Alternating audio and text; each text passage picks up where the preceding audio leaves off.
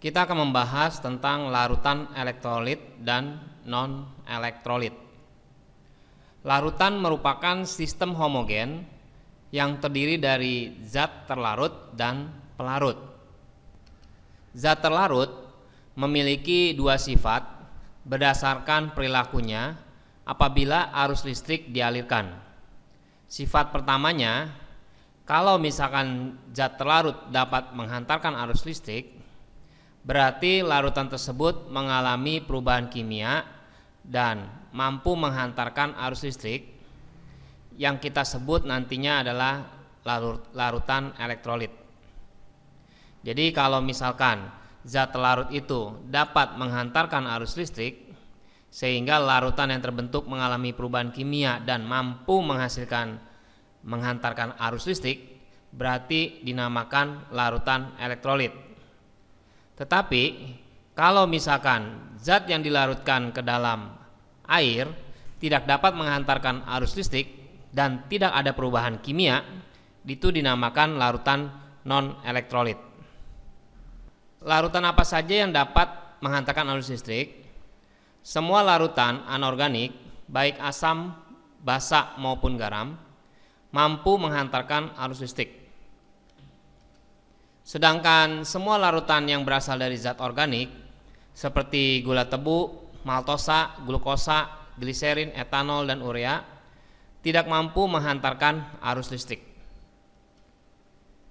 Kekuatan daya hantar larutan, seperti yang telah kita ketahui bahwa arus listrik dalam larutan elektrolit dihantarkan oleh partikel-partikel yang bermuatan, baik bermuatan positif maupun bermuatan negatif.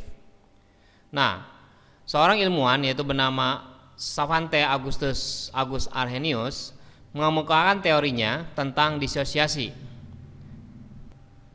Disosiasi artinya adalah pemecahan molekul dalam proses kimia yang menghasilkan satu atau lebih molekul lain, atau disebut juga ionisasi elektrolit. Teori ini menyebutkan bahwa zat elektrolit apabila dilarutkan dalam air akan berdisosiasi menjadi atom-atom atau gugus-gugus atom yang bermuatan. Atom-atom atau gugus atom yang bermuatan tersebut merupakan ion-ion yang menghantarkan arus dalam elektrolit secara migrasi. Ion tersebut bermuatan positif dan bermuatan negatif, serta bergerak menuju elektrode yang muatannya berlawanan. Elektrode artinya adalah dua kutub bisa dari baterai listrik, atau bisa juga lempeng logam atau kawat untuk mengalirkan arus listrik dalam elektrolit. Larutan elektrolit dibagi menjadi dua macam. Yang pertama yaitu larutan elektrolit kuat. Yang dimaksud dengan larutan elektrolit kuat, larutan yang memiliki daya hantar listrik besar dan terionisasi sempurna di dalam air. Kalau diuji dengan penguji elektrolit sederhana, lampunya akan menyala terang. Contoh larutan elektrolit kuat adalah NaCl, KOH, H2SO4, dan HCl. Di sini adalah larutan HCl yang dimasukkan. Dan ternyata larutan HCl ini dapat menghantarkan listrik sangat baik sekali, terlihat dari nyalanya yang terang sekali. Dan terbentuk gelembung-gelembung di tabung ini. Untuk larutan elektrolit lemah, larutan yang memiliki daya hantar kecil karena tidak semua zat terionisasi atau hanya mengalami ionisasi sebagian. Jika diuji dengan penguji elektrolit, lampunya akan menyala redup. Contohnya misalkan larutan cuka dan amonia. Nah, selanjutnya asam asetat dimasukkan. Ternyata larutan asam asetat atau CH3COH dia menyala tidak seterang larutan HCl, sehingga dia termasuk elektrolit lemah dan tidak terbentuk gelembung-gelembung di sini. Selain itu, yang termasuk dalam larutan elektrolit kuat yaitu ada asam-asam kuat.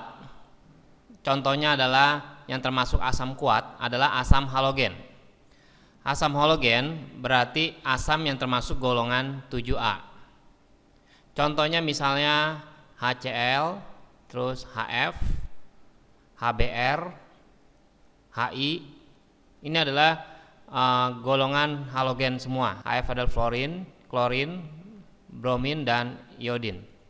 Nah, untuk basa alkalinya yaitu golongan yang termasuk dalam golongan 1A. Jadi basa alkali itu adalah termasuk basa yang tergolong dalam golongan 1A. Yang termasuk dalam golongan 1A yaitu Li, Na, K, dimana kalau dia membentuk basa berarti Li-nya LiOH, kemudian Na, NaOH, dan K-nya KOH. Karena basa itu dia mengandung anion OH-. Sedangkan kalau asam dia mengandung kation H+.